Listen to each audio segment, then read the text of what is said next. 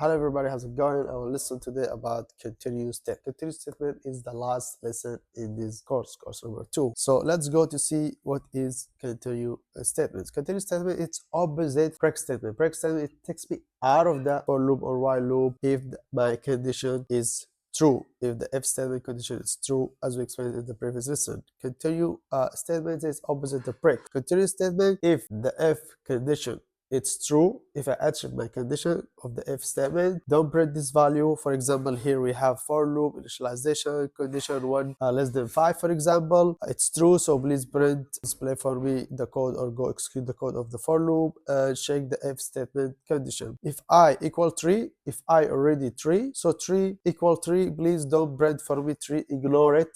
Don't execute it here, see out I, which is I, it will be represent 3. Don't execute it, ignore it, pass it, and complete get back to update the I, make it 4, and after that print it for me and make it 5 and print it for me until the for loop condition become false. Exit the for loop, which means continuous statement, I don't want you to print for me specific value or specific thing, or don't account it for me, or don't submit for me, and pass it, continue and finish the rest. It's opposite the break statement. Break statement, it takes me out of the for loop. It's do for me exit from the for loop and finish the program or go to complete the rest of the code if there is any code after the for loop. But the continuous let me complete in the for loop, but not print for me a specific value or a specific condition that I don't want to print it or display it on cursor screen. And same, it's work with while loop. Break statement and continuous statements, they are both work with the for loop and while loop. Now let's go to Visual Studio Code to see how we're gonna use continue statement. Alright, this is our program. We have here for loop integer I equal 1. This initialization and condition 1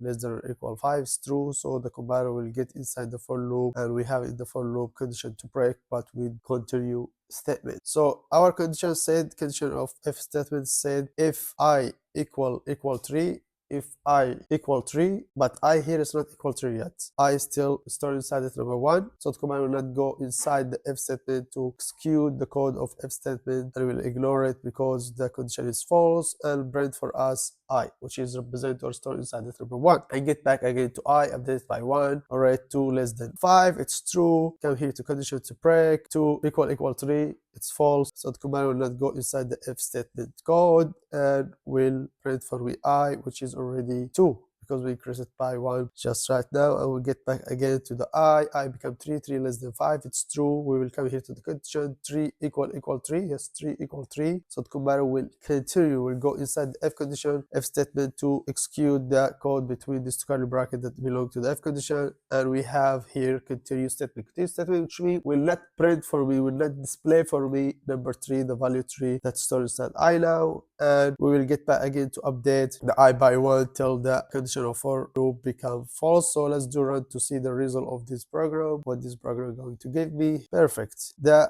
program, it's give me 1 2 4 5. The 3 it's not displayed, the 3 it's ignored. Why? Because we use continuous statement. Continuous statement, it's helped me to pass some specific value that I don't want to display, that I don't want to print it on cursor screen, and it's helped us a lot in the future. In the future, you will see how it's useful and we use it in our projects. So continue, it's pass or ignore the value that you don't want to print it. Alright, as you see here, cursor screen 1 2 3 does not exist, 4 5, and the program it's done. So that's how we use continue statement. Now let's get back to our slide to take small homework to help us to use continuous statement pair. Alright, this is our program. I want you to write a program to do the following: read 5 numbers from the user and sum them up, but if the number is above 50, don't calculate it. If the user insert number above 50, don't calculate it. Alright, and I want you to use for loop and continuous statement to solve this problem. So the input, it will be, for example, 1020, 55, and 1020. The output, it will be 60. Why 60? Because we just calculate the first 2 numbers and the last 2 numbers. The number 55 is not calculated because it's above 50. Alright, so let's go now to solve this problem. You can stop here the video, let repeat, try to solve it. If you couldn't solve it, it's okay, get back to our homework solution and check the solution. Alright, this is our homework solution. We define here 2 integer data type and we declare 2 variables. One we name it sum and second one we name it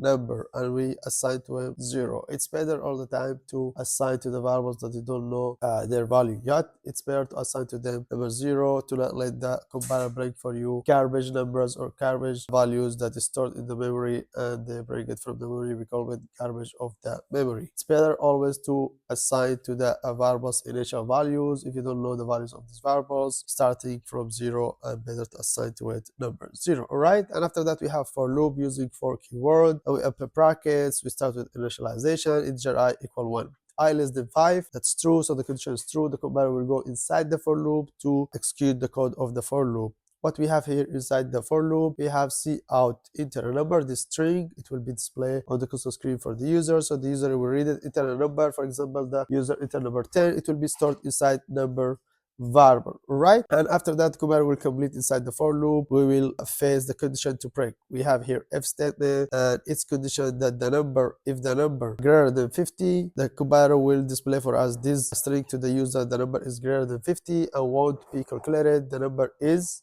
for example, 55, and we will use continue statement to let us pass this value, to not display it, to not calculate it, and get back again to the for loop, update the I by 1, and all the numbers are above 50. This line of code will sum them and store them in sum, and after the condition of the for loop is false, the compiler will go to finish the rest of the code of this program, which is this line or this string. The final sum numbers are, and after that we will call sum variable because it will be stored inside the numbers that you take it from the user, all the numbers under 50, and sum them up, and will give us the final result of this number. Let's do run to this program to see how it's gonna work and check it out together. Perfect. Once we did run, the compiler display for us this string enter number. Let's say I was a user, I will insert number 10. Perfect. And the compiler display for me for second time enter a number, because our for loop condition, it will do iteration for 5 times because we put in our condition number 5. So this question, it will be displayed for us 5 times according to the condition of the for loop.